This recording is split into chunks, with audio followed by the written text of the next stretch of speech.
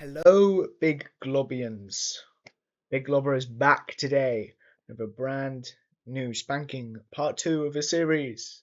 That's right, 6 mini film reviews part two, right here, right now, on your screens. I know, wait, it's been worth it, don't you worry. This time I'm covering 6 hot, amazing films right off the press. Those are Punch Drunk Love, the 2002 Paul Thomas Anderson. Fuck, what did I watch next? 28 years later, the Danny Boyle reinvention of an old horror franchise. Star Wars, one of the only good Star Wars films. 28 years later, The Bone Temple. Now that's a real good one. Nolan's divisive film Batman Begins and the 1999 rom-com Notting Hill. I think all of these films are rather good. I'll get on to which one I don't like later, but first we start with Punch Drunk Love. And may I say, what a film, what a beautiful film. I adore the love between Adam Sandler and Emily Watson. They are so compelling, and it's really compelling to see Adam Sandler just be. Like, it's a role that no one else could play, and I think it's his best. Because from what I've seen, Uncut Gems, that could be anyone. But this has to be Adam Sandler because it isn't. He's not playing like a dramatic character. He is playing Adam Sandler. He's and it works. And it's funny how after this he continued to just act in not the best films. Like he went back for Uncut Gems and a couple of others. Jay Kelly, the other Bambok that he was in. That's probably not how it's pronounced, but hey, it's my world, my life. But yeah, really, really like this one. Philip Seymour Hoffman, as always, just magical. Loved the bit on the phone where it was him and Adam, and he just went, "Shut up, shut the fuck up, shut." That bit, oh, mwah, missed the guy, and that's that. Oh, that is that. But and even though I think it's not my favorite of the polls I've seen, I think that title still goes to Magnolia. Because Punch Drunk Love didn't make me cry like a baby boy. Did it? No, no, it didn't. But yeah, really, really liked it. And I think it's definitely different from all of Paul's films that I've seen and from the future ones that I know about. None of them are rom-coms, but this wasn't a rom-com really. It was romantic, but it was still serious. And it was comedic. It was really funny, but it wasn't like your typical rom-com. It wasn't like there weren't any ups and downs. There was a little down for Sandler, but then it went straight back up. Yeah, the Hawaii bit where they kiss at the hotel. Oh my god. Oh my god. Fucking. Oh my lord. Right. That was. And then next we move on to the Danny Boyle directed 28 Years Later, and I absolutely adored this one. It fucking rips, and I cannot believe I waited so long to watch it because it was absolutely awesome. I've only seen 28 Days Later because I've heard bad things about 28 Weeks, so I went into this only with the knowledge of the first film. And from what I've read of 28 Weeks Later, it doesn't fit in, like, at all. So but I think Danny Boyle here has created such a beautiful tale, which I just completely love. And it is shot to absolute perfection with a style that is unlike anything I've ever seen before. It is a complete, it's a beautiful tale, and its characters are Spike, man, fucking adore you. Spike's mum, whose name I forgot, absolutely adore you. Ian Kelson, love you in this one, love you even more in the next one.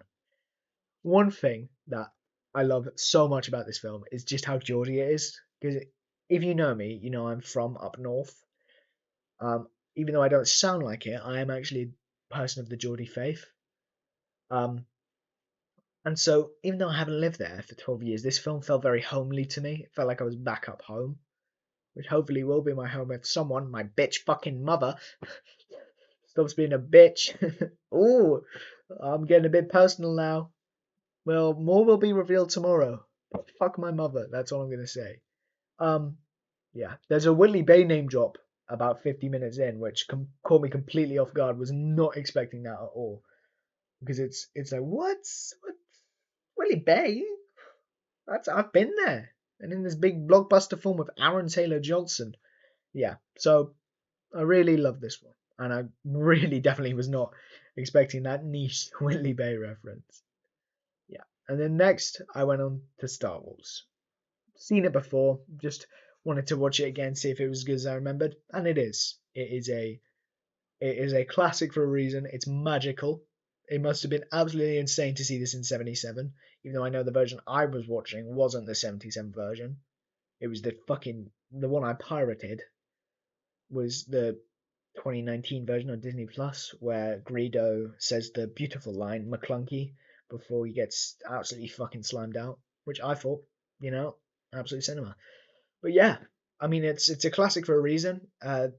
Much has already been said about how amazing it is. I think it works as just a standalone film. Like it doesn't need a franchise. And whilst I do think the sequels are good, they're good. I don't think any tops this film apart from maybe The Last Jedi, which is a controversial opinion, I know. But I do like The Last Jedi because it's different from all other ones. But yeah, and I know that like Darth Vader, what a fucking villain. What a like even without the context of him being Luke's dad, which everyone knows. Um, it's still insane. Like how he's a really good villain. And fuck David Prowse, man. James L. Jones is the GOAT. Yeah.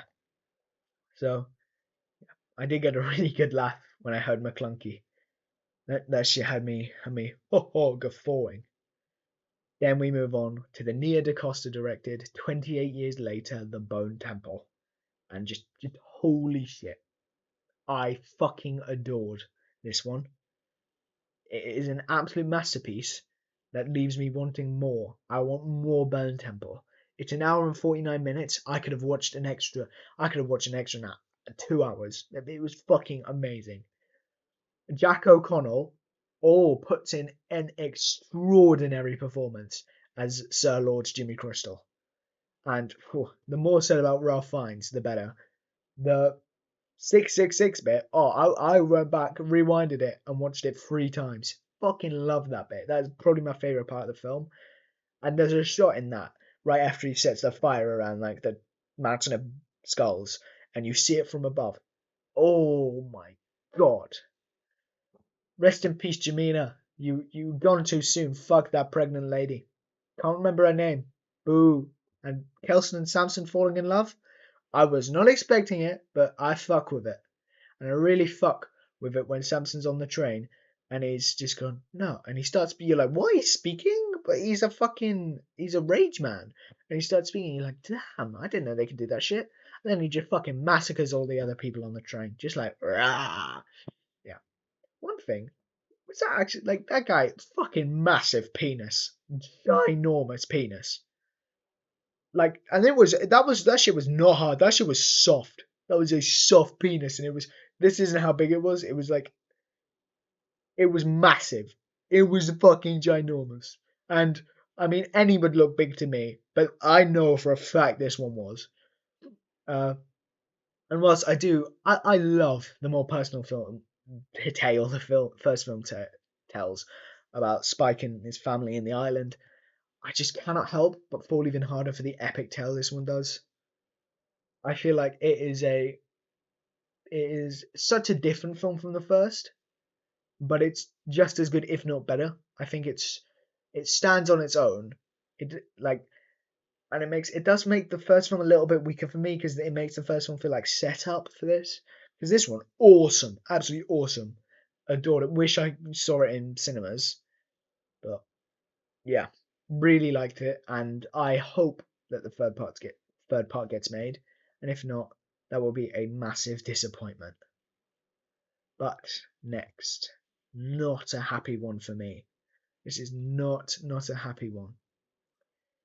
Batman Begins 2005, a film I haven't seen in years, so this is pretty much a first time watch again. And I just really expected better. It just really, really was not that good, in my opinion. I think as I've seen the Batman, the Matt Reeves 2022 one, so much, that's instilled in me that that is by far the best Batman film, and even the next one probably won't top it. Even though I've heard great things about the next one, but it makes all other Batman films seem weaker, and this one it just does not compare at all. I think it's good for the first half an hour, but then it just gets boring because I just do not care. I do not care about Batman's origin. I don't care about the bad guy. I love Scarecrow, Cillian Murphy, insanely hot in this, but Ra's al Ghul, I just don't give a shit about. I don't care about League of Shadows. Uh, I don't care about the fucking. And later on, from what I remember of The Dark Knight Rises, they come back or something, and I didn't care for that when I last saw it. But yeah, more points are Batsuit, fucking awful.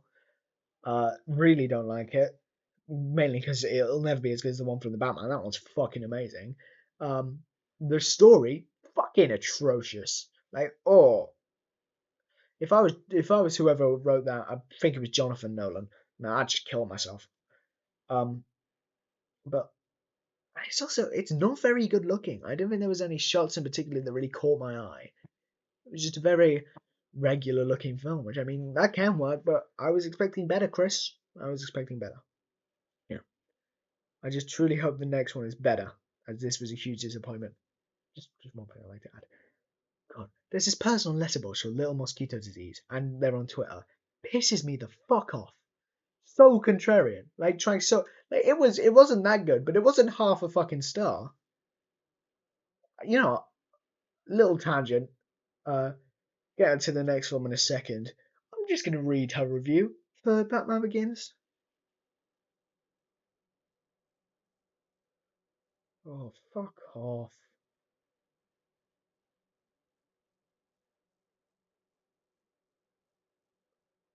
Jesus Christ. I genuinely think she's just fucking lying. 3.5 stars first review, half a star second review. God, how many more? I've seen her do this with other films, and it just pisses me the fuck off. Like, she is just trying to be contrarian. On Twitter, she just uses so many buzzwords. She's like, when Brady Corbett's next film was announced, she was just like, everything's just trying to be epic, authoritarian cinema. Shut the fuck up, faggot. I can say that. Um,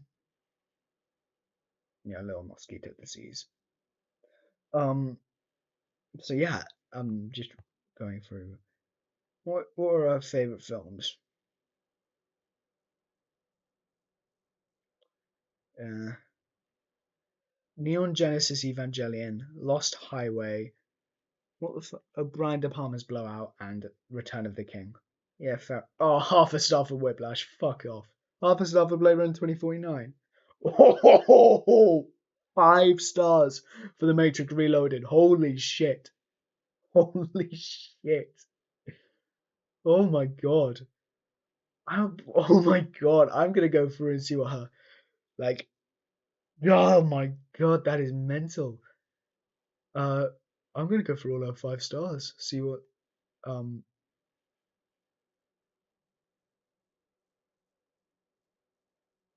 5 stars for 2 stars for fucking Marty Supreme. Oh my god. um.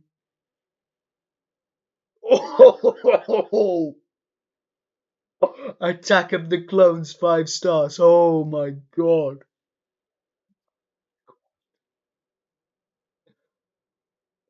Oh my god.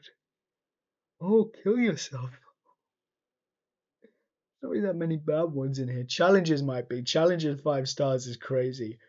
Um, if I will be me, that's not crazy. I just thought I'd mention that. Ooh, Knock at the Cabin. Spider-Man 3 5 stars. Holy shit. What other 5 stars has she got?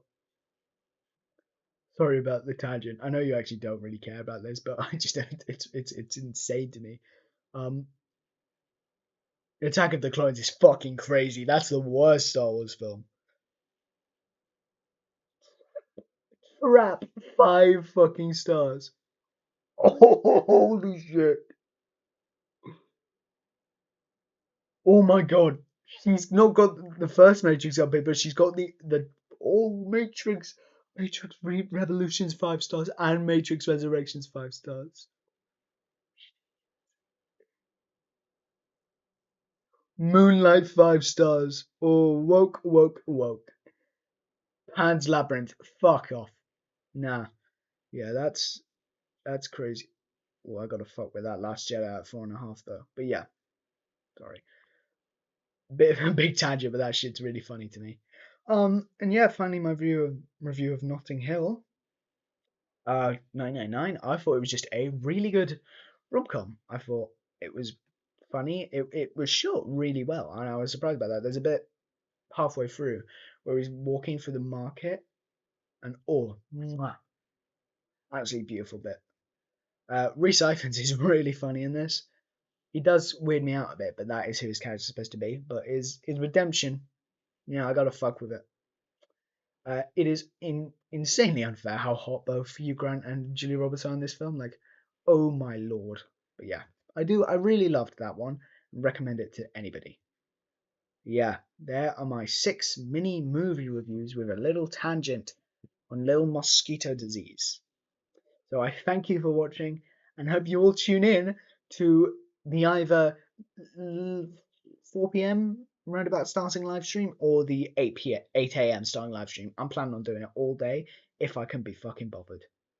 Which, you know what, I might be fucking bothered. So I'll catch you on the flip side.